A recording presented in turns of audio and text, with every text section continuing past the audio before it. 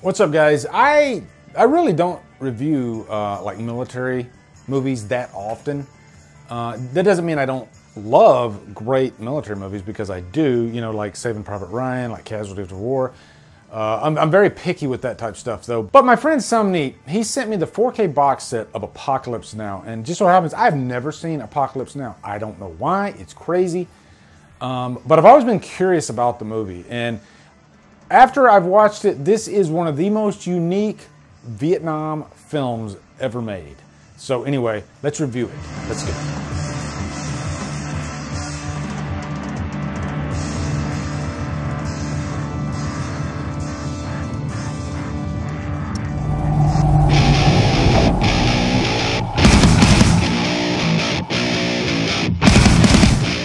My film is not a movie.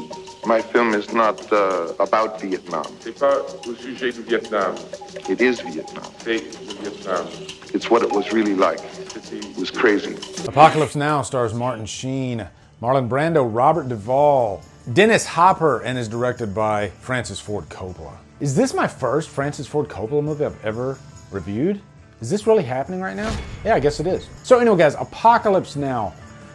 First off, big thank you to Sumneat. Sumneat has sent me a lot of VHS goodness. He sent me like the whole Nightmare on Elm Street box set. He sent me like all the Friday the 13th. He's sent me so many great horror goodies. And one movie he's always asked me to review was Apocalypse Now. And you know, I would always like message him, say, Sumneat, yeah, it's on the list. I just got to get to it. And finally, the day's here. We're going to finally talk about this movie. Because when I review a movie too, it could be scheduling, and it could also be a mindset. Like Apocalypse Now, it's a big, weighty type of movie, you know, and you got to be in the right mindset to watch it, and especially to discuss it. And I will say, after you watch this movie, definitely check out Hearts of Darkness, because it will give you a better understanding of what went on behind the scenes, how stressful it was to make this movie, but really just how stressful movie making in general is and can be. And I think this is like the worst case scenario. We were in the jungle.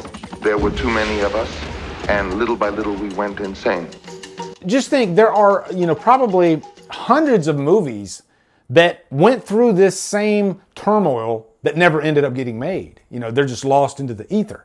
This is one of those movies that ended up getting made, and it just happens to be Francis Ford Coppola who made it. Maybe that's a reason why it did end up getting finished. From beginning of production, which was supposed to be, I think, like 6 weeks in the Philippines, it took them years to finally just shoot the damn thing. Principal photography, I think it took them like 2 years to finally finish shooting it and then put it out. But anyway, let's give you a quick plot synopsis. Martin Sheen plays Captain Willard. This movie opens with him. There is a scene at the beginning of this movie where I guess he's in between missions, and this is a guy that has really been in some crazy shit. The opening is pretty much like a psychological character study. You learn everything you need to know about Willard in the opening scene of this movie. By the time this scene is done, okay, I know who that guy is. I know how unhinged he is. It's beautiful storytelling without even saying much of anything.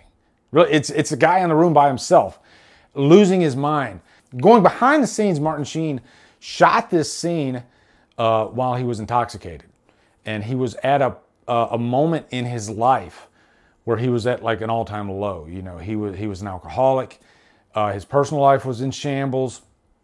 And the camera was rolling, but at a certain point, Francis Ford Coppola wanted to cut, and Martin Sheen said, "No, don't cut. Keep going, because I need to work this out." It became more of like a therapeutic type of thing, and that's cool when an actor is willing to give so much of himself right there on camera, naked, by the way, and you know, put his complete trust in a director, you know, like he does with Francis Ford Coppola. And it is probably one of the most memorable, unique scenes I've ever seen in cinema. Just, you know, watching somebody in reality bare their soul just in the opening of a movie. It's crazy. But Willard is sent on this mission to kill this Colonel Kurtz, played by Marlon Brando, which is a crazy mission. You know, we want you to kill somebody in our own United States military. So you can imagine the actual military did not give them permission to use any of their equipment during this movie because of the nature of the story. You know, it's controversial. Killing, an ally, pretty much. That's what he had to do. And Kurtz, who we don't see till the end of the movie, is almost this like religious deity. He's stuck on this island, and all these inhabitants, they worship him like a god. It's a very cult-like thing. And so throughout the whole movie, you're wondering, like, what is it that this guy did? You know, he has this like legendary status to put him in a situation where he's worshipped. He's treated like a god. And I guess who better to play that than Marlon Brando? You know, when you watch this movie, you know how a lot of movies, especially like Vietnam movies, there's a lot of different locations and scenes along the way. I mean, you could probably count at least a dozen from beginning to end. And there may be that in this movie, but it feels like it's broken down into like maybe 4 different things. And this is a 2.5-hour movie. He ends up on the island. You know, I love the smell of napalm in the morning. So the whole sequence with Robert Duvall, who won an Oscar for the role, who's not in the movie that long. And then he ends up on the river with this crew, and they're just going to the island where Kurtz is. And then I guess really the last act of the movie. It's really one of the most unique Vietnam movies I've ever seen, just in terms of locations and storytelling. The story is really loose, and it's more about, I guess, the experience. That's what Apocalypse Now feels like. It's not like Platoon, which I think is brilliant. I love Platoon. It's probably one of my favorite Vietnam movies, if not my favorite. To me, this movie is really a masterpiece just by how big it feels like. There are some scenes that are directed in such a masterclass way that only Francis Ford Coppola could do it. This is a guy that wouldn't settle for less. You know, this is a guy that wanted his scenes to be as grand and big as possible. With the scene with the helicopters, and the attack. To shoot a scene like that, it takes a lot of coordination. And when you watch the documentary Hearts of Darkness and you get to see the behind the scenes and what he went through to just pull off a scene like that, and he's doing it in the Philippines, which logistically is probably 10 times even harder than doing it in the States, because, the locals, they would just up and take their helicopters, like in the middle of the day. And he's like, oh shit, where'd my helicopters go? I can't shoot my scene. So you can imagine how stressful this situation got. And that's just like one of 10 different stresses that he had. I mean, Coppola lost 100 pounds doing this movie. The end result is gorgeous, which is ironic because when you watch the documentary, Coppola swears up and down that this movie is going to be a huge bomb, a huge flop. People are going to make fun of it. And more importantly, it's just not going to be a good movie. It's going to fall flat on its face. But it's anything but that. I guess you could call it like an accidental masterpiece, because you would swear with the conditions that are going on that there's no way they could complete this movie and make it as great as it was, because it seems like nothing could ever go right when they're shooting the movie. Which, by the way, I freaking love stories like that, behind the scenes, where most of the time when nothing goes right, that's just what happens. The movie ends up either not being made at all, or it ends up being one of the worst freaking movies ever, like The Island of Dr. Moreau, which also stars Brando. I think like Brando in the twilight years of his life, the guy definitely had like a stroke of bad luck on him. When he arrived to do this movie, he didn't even read the script, and he was known for doing stuff like that. And so Coppola didn't even realize that he didn't read the script until like, a few days in. And so of course he almost has like a nervous breakdown, because then I got to start from zero and I got to teach this guy this whole thing. So the whole company was sitting up on the set around the camera, the crew all poised to go and shoot. And Francis and Marlon would be talking about the character. And whole days would go by. And this is at Marlon's urging. The ending of the movie, Coppola didn't know which way he wanted to go with it. The studio wanted this big, action-packed, guns blazing type of final act that we would see, maybe like in like a Michael Bay movie or something like that. And Coppola was like, fuck no, there's no way I'm doing that. This is my movie. I want to give the audience an ending that they're not quite sure about when they leave.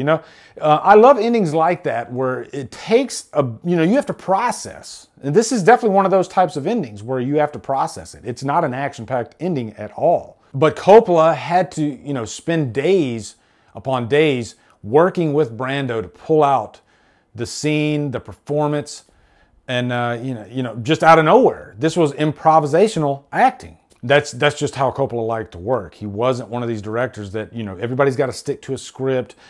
There is a script. No, he didn't really have much of a script. He had some source material. He had a book to go by, but the ending wasn't a sure thing, a done deal. He was still working that out in his head along the way, and I think it made the movie even more memorable. And by the way, huge props to actors like Dennis Hopper.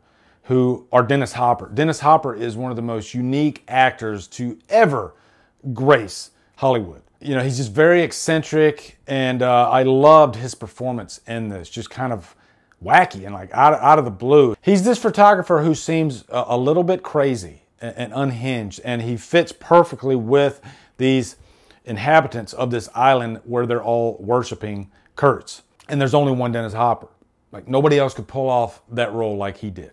Just fearless, a fearless actor. And circling back to what Some Need stated, he sent me a message and he was like, doesn't this feel like a horror movie? He sees this movie as a horror movie, and I completely see what he's talking about. Hell, the last line of the movie is the horror, when Kurtz is dying. And just tonally, and I don't know if that was intentional by Coppola, but this movie does feel dark and heavy, and this is definitely the darkest Vietnam movie I've ever seen. Because you're dealing with madness. And Coppola just wanted to showcase how crazy Vietnam soldiers have become when they were over there. How this war was so misunderstood. We didn't know how to deal with this enemy that we didn't understand. It's realistic. It drove a lot of these soldiers completely out of their minds. And that's what Coppola wanted to capture. He stated that Apocalypse Now is not about Vietnam, it is Vietnam. And that's why it feels so unique. So Apocalypse Now is definitely a masterpiece. You pretty much have to give this a Trapped on an Island. When I look at the work that a director like Coppola put into a movie like this, these movies don't come along that often. They're a rare breed. When you have a director that's almost goes a little crazy himself because of the passion. He's just so passionate about a project, and he wants to see it through to the end. I love directors like that. Even if I don't necessarily like the movie, I can still see the passion that goes on behind the scenes, And so I really appreciate this movie. So anyway, guys, what are your thoughts on Apocalypse Now? Let me know down in the comments. Also, be sure to come over to Killer Flicks, where we talk horror all day and every day. On Fridays, we do Free for Fridays. Follow me at Drumdums on all my socials. Support me on Patreon. Buy me a coffee. Anyway, guys, thank you so much for watching. Have a great day, and Drumdum out.